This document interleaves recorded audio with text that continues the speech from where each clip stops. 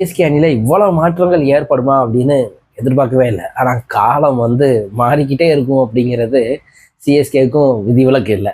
என்ன அப்படின்னு பார்த்தீங்கன்னா, நான் ஏற்கனவே சொன்ன வீடியோலேயே அஸ்வினுக்கு வாய்ப்பு இருக்காது, திரிபாதிக்கு வாய்ப்பு இருக்காது அப்படின்னு சொல்லியிருந்தேன்.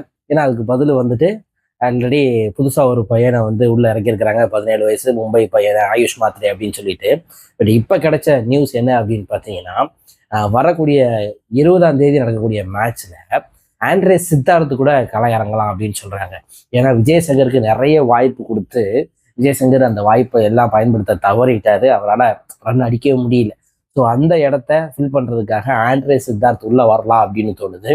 இன்னொரு அதிர்ச்சிகரமான ஒரு நியூஸு, அதை நான் சொல்கிறேன். அதுக்கான கமெண்ட்ஸை நீங்கள் கமெண்ட் செக்ஷனில் சொல்லுங்கள் என்ன அப்படின்னு சொல்லிட்டு. பதிரடாவை 11க்குள்ளே கொண்டு வர தோனி விருப்பம் இல்லை அப்படின்னு சொல்கிறதா பேச்சு அடிபடுது. பதிரனா கடைசியில் டெத் ஓவரில் ஒழுங்காக போட மாட்டேங்காப்ல, போன வருஷத்துக்கு முன்னாடி போனோம் அந்த மாதிரி இருந்த பதிரனா இல்லை அப்படின்னு சொல்லிட்டு நாதன் எல்லிஸை உள்ளே இறக்கலாம் அப்படின்னு என்ன செஞ்சுட்டு இருக்காங்கன்னா யோசிச்சுட்டு இருக்கதா சிஎஸ்கே வட்டாரங்கள் பேசிக்கிட்டு இருக்கதா தகவல் நமக்கு கிடைக்குது. ஸோ இது எந்த அளவுக்கு உறுதியா அப்படிங்கிறது 20ஆம் தேதி தான் நமக்கு தெரியும். பட் பதிரனா மாதிரியான ஒரு டெத் பவுலர் நமக்கு கண்டிப்பாக தேவை. அஸ்வின் வேண்டாம், ஏன்னா ஃபார்ம் ஆயிடுச்சு, வயசும் ஆயிடுச்சு. தோனி 43 வயசு ஆனாலும் அவரால் மேட்சை ஃபினிஷ் பண்ண முடியுது. பட் அஸ்வினால் ஒன்றும் பண்ண முடியல.